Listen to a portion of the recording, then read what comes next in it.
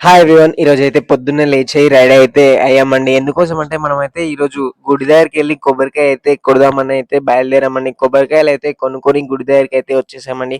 చూసారా 2 గుళ్ళు పక్కపక్కనే ఉన్నాయి. చాలా అంటే చాలా ప్రశాంతంగా ఉంది. ఎవ్వరు జనాలు కూడా లేరండి. చాలా అంటే చాలా బావుందండి. మంచిగా కొబ్బరికాయలు కొట్టేసుకొని పోతురాజు చూడండి ఎలా ఉన్నాడో.